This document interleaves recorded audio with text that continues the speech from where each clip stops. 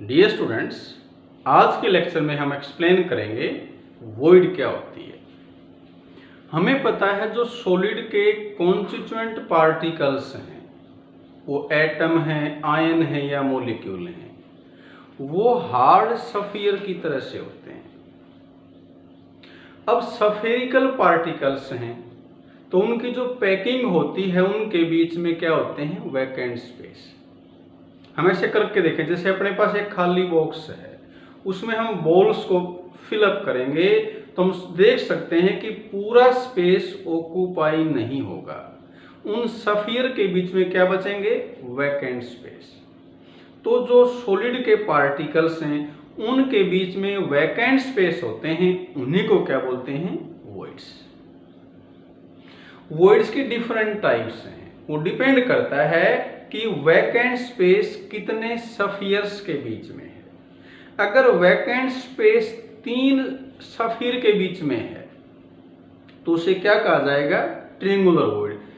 जैसे ये दिखा रखे हैं हमने, ये 3 टचिंग स्फीयर हैं, आपस में 3 एक दूसरे को टच कर रहे हैं, तो ये जो बीच में खाली जगह है ये वॉइड है। वॉइड का जो नाम आता है वो आता है उन स्फीयर के अरेंजमेंट से जिन्होंने वॉइड को फॉर्म किया है। वॉइड की खुद की कोई शेप नहीं होती। अब ये देखें, हमने जो 3 के बीच में वॉइड दिखा रखी है, इन तीनों के सेंटर को मिलाने से क्या बना, ट्रायंगल। इसलिए 3 के बीच में जो वॉइड आई उसे क्या नाम दिया, ट्रायंगुलर वॉइड। अब वॉइड का रेडियस कैसे निकालें। अब वॉइड स्फेरिकल तो है नहीं, तो वॉइड का रेडियस निकालने के लिए हम क्या करेंगे, उसके बीच में एक स्फीयर को पैक करेंगे। जो बिगेस्ट स्फीयर उसको ऑक्यूपाई करेगा, जो लार्जेस्ट स्फीयर वॉइड को ऑक्यूपाई करेगा, उसमें एग्जैक्टली फिट हो जाएगा, उस स्फीयर का रेडियस ही क्या कहलाएगा, रेडियस ऑफ वॉइड। तो अब हम आगे स्टार्ट करते हैं। सॉलिड्स की पैकिंग होती है, उसमें एक्चुअली वॉइड्स कितनी बनती हैं, क्योंकि जो पैकिंग है वो 3 डायमेंशन होती है, तो उसमें 2 तरह की वॉइड्स बनेंगी। कौन कौन सी, टेट्राहेड्रल वॉइड। वॉइड हमने बताया क्या होती है, void vacant space present between touching spheres. ये अगर बिटवीन 3 टचिंग स्फीयर है तो उसको हमने क्या कहा, ट्रायंगुलर वॉइड। 4 टचिंग के बीच में तो क्या कहलाएगी, टेट्राहेड्रल वॉइड। तो डिफाइन कैसे करेंगे इसको, the vacant space present between 4 touching sphere is called tetrahedral void. अब टेट्राहेड्रल वॉइड के अंदर हम निकालना चाहते हैं रेडियस रेशो। यहां पर R है, ये है रेडियस ऑफ वॉइड। वॉइड का जो स्फीयर छोटे साइज का है, तो उसके रेडियस को हमने स्मॉल r से रिप्रेजेंट किया, और कैपिटल R है उन स्फीयर का रेडियस जिनके बीच में वॉइड बनी हुई है। तो इन दोनों की रेशो को क्या बोलेंगे, रेडियस रेशो। क्या है radius ratio, it is the ratio of radius of void to radius of spheres. अब ये वैल्यू फिक्स होती है in case of tetrahedral void, कितनी, 0.225। नेक्स्ट आता है ऑक्टाहेड्रल वॉइड। अब इसमें नाम में वर्ड ऑक्टा है, एक्चुअली ऑक्टा 8 के लिए नहीं है। ऑक्टाहेड्रल वॉइड कितने के बीच में बनती है, 6 टचिंग स्फीयर्स के बीच में। लेकिन जब उन 6 टचिंग स्फीयर को आपस में मिलाएंगे तो उसमें 8 साइड्स बनती हैं, इसलिए 8 साइड बनी तो क्या नाम दिया उसको, ऑक्टाहेड्रल। 4 के बीच में 4 स्फीयर को मिलाने से जो बनता है वो टेट्राहेड्रॉन बनता है, इसलिए वॉइड का नाम क्या रखा, टेट्राहेड्रल। 6 के बीच में जो बनती है वो क्या कहलाती है, ऑक्टाहेड्रल वॉइड। ऑक्टा नाम क्यों दिया, क्योंकि 6 स्फीयर्स को जब मिलाएंगे ना तो उसमें जो शेप बनेगी ऑक्टाहेड्रॉन, उसमें 8 साइड हैं, इसलिए नाम ऑक्टाहेड्रल है। ये नहीं है कि उसमें स्फीयर 8 है, स्फीयर 6 ही है। तो ऑक्टाहेड्रल वॉइड के अंदर जो रेडियस रेशो है ये 0.414 आती है। यहाँ न्यूमेरिकल्स अगर पूछेंगे तो हमें एक आर दे देंगे। जैसे हमें कह दिया कि रेडियस ऑफ सफियर है, वैल्यू दे रखी है जो वॉइड को फॉर्म करते हैं, तो रेडियस ऑफ वॉइड क्या होगा, तो ऐसे हम निकाल लेंगे। अब नेक्स्ट आता है किसी पैकिंग के अंदर वॉइड्स कितनी होंगी। तो पहले एक बार देखें ये, फिर हम बताएंगे ऐसा क्यों होता है। हमने मान लिया कि नंबर ऑफ एटम्स हैं इन ए क्लोज पैकिंग। सॉलिड के जो पार्टिकल्स होते हैं ना क्लोजली पैक्ड होते हैं, इसलिए उसको क्लोज पैकिंग कहा जाता है। उसमें हमने मान लिया n पार्टिकल्स हैं, तो उसमें नंबर ऑफ टेट्राहेड्रल कितनी होंगी, उससे डबल, और नंबर ऑफ ऑक्टाहेड्रल कितनी होंगी, पार्टिकल्स के बराबर। अब देखिए क्यों होता है, एक एग्जांपल लिया मैंने, ये FCC अरेंजमेंट दिखा रखा है। क्या होता है FCC अरेंजमेंट, जिसमें पार्टिकल्स प्रेजेंट हो, कहां पर, एट कॉर्नर्स, ये 8 कॉर्नर्स होते हैं, एंड फेस सेंटर, 6 फेस होते हैं, ये ऑलरेडी हमने बता रखा है। अब इस FCC पैकिंग के अंदर, ये भी एक पैकिंग का टाइप है FCC। अब इस FCC के अंदर कितनी वॉइड्स होंगी वो कैसे पता लगेगा।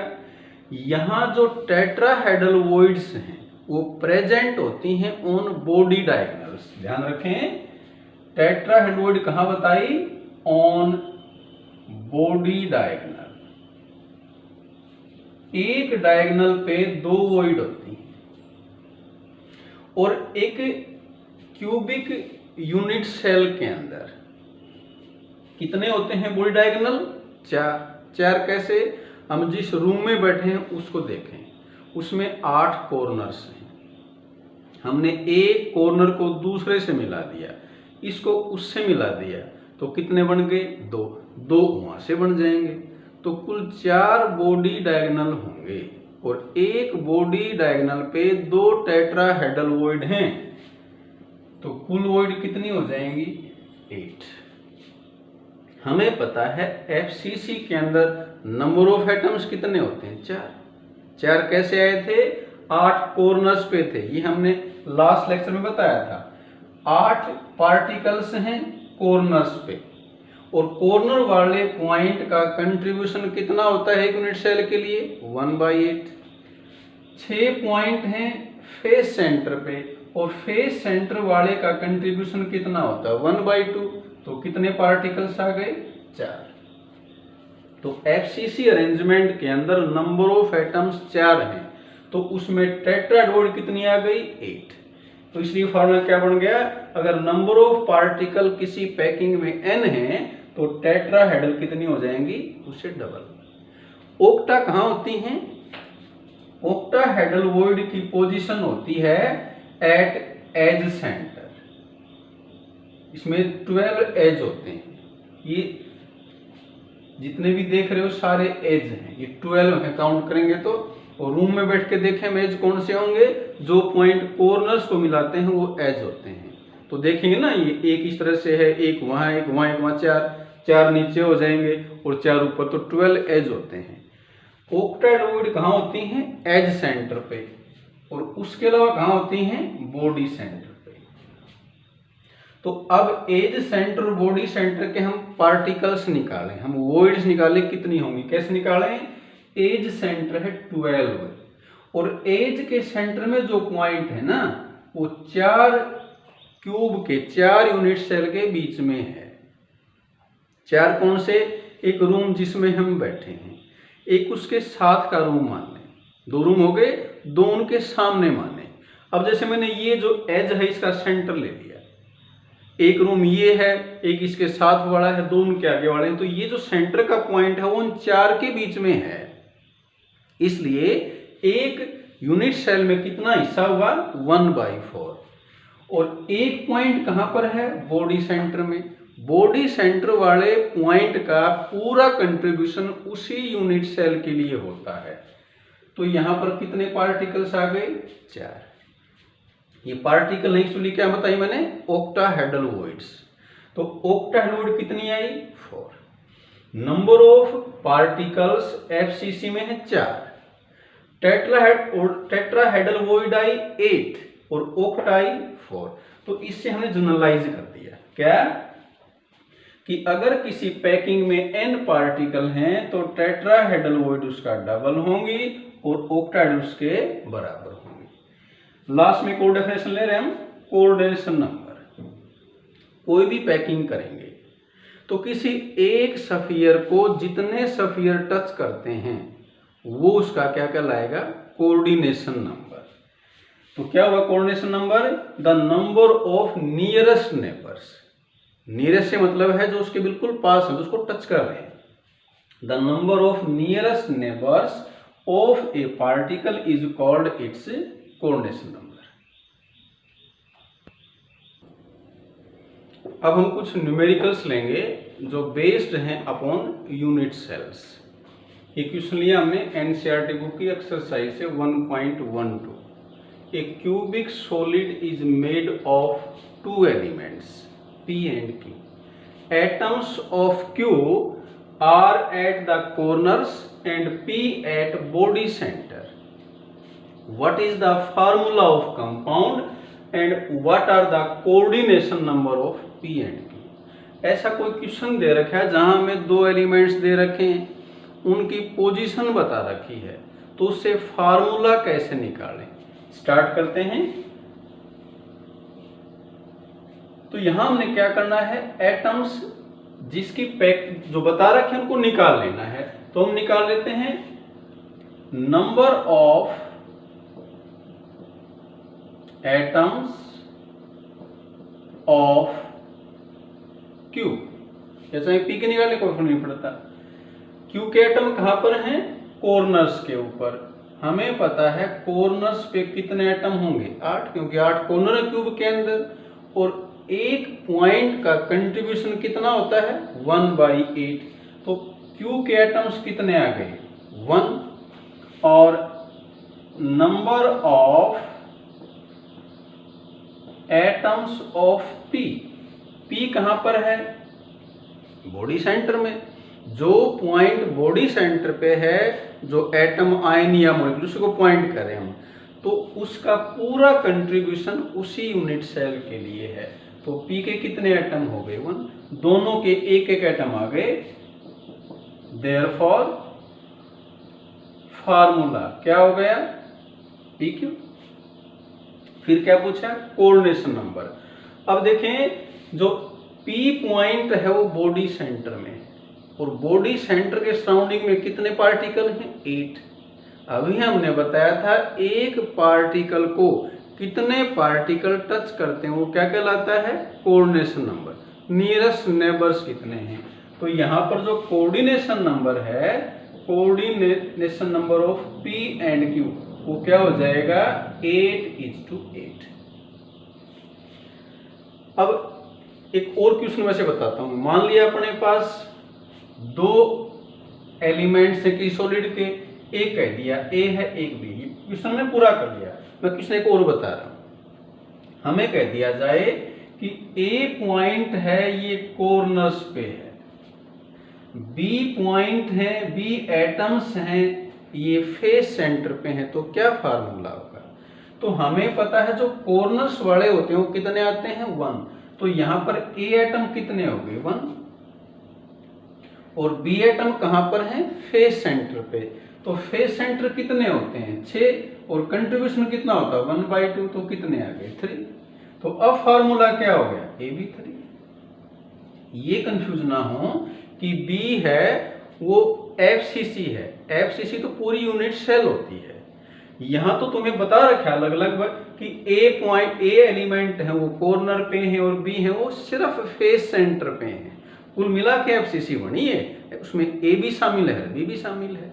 तो अलग अलग एलिमेंट की पोजीशन बता रखी हो, तो इस तरीके से हम क्या निकालेंगे, उसका फार्मूला। अगला क्वेश्चन, ये जो क्वेश्चन लिख रखा है मैंने, ये CBSE एग्जाम में पूछा गया था 2017 के अंदर। क्या क्वेश्चन है, calculate the number of unit cells in 8.1 gram of aluminium if it crystallizes in a FCC structure. अब एल्यूमिनियम का पूरा स्ट्रक्चर है वो बता रखा है FCC है, तो यहां टोटल एटम 4 ही होंगे। स्टार्ट करते हैं। अगर अपने से नंबर ऑफ यूनिट सेल्स पूछी जाए तो हमें निकालने हैं टोटल नंबर ऑफ एटम्स। उन टोटल नंबर ऑफ एटम्स को डिवाइड कर देना है एक यूनिट सेल में कितने एटम है, तो अपने पास क्या जाएंगी, नंबर ऑफ यूनिट सेल्स। तो ये मोल कंसेप्ट यूज करके हमने नंबर ऑफ एटम्स निकालने हैं। कैसे निकालना number of atom, mass divide by molar mass. हमें जो मास गिवन है उसको डिवाइड कर दें बाय मोलर मास, क्या जाएंगे ये, नंबर ऑफ मोल्स। और एक मोल में कितने पार्टिकल होते हैं, अवोगाड्रो नंबर। तो जितने नंबर ऑफ मोल्स हैं उसमें कितने होंगे, मल्टीप्लाई कर देंगे। ये अपने पास क्या आ गए, नंबर ऑफ एटम्स।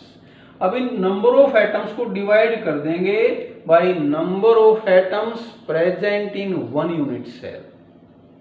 जेड की वैल्यू हमने कल बताई थी, बीसीसी में 2 होती है, एफसीसी में 4 होती है, वैल्यू पुट कर दें।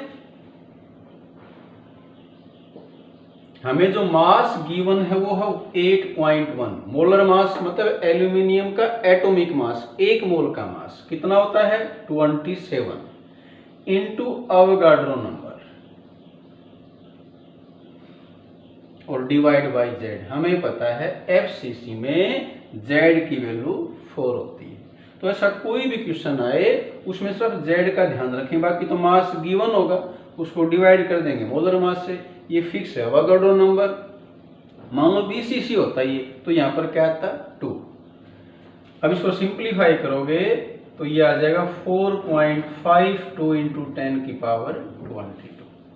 तो आज के लेक्चर में हमने क्या क्या बताया, वॉइड्स क्या होती हैं, उसकी टाइप्स क्या होती हैं, उनकी लोकेशन क्या है, और लास्ट में क्या बताया, कुछ न्यूमेरिकल्स जो बेस्ड अपॉन यूनिट सेल्स। ऐसे और भी क्वेश्चंस बुक में दे रखे हैं, उनको ट्राई करेंगे। आज के लिए इतना ही, थैंक यू।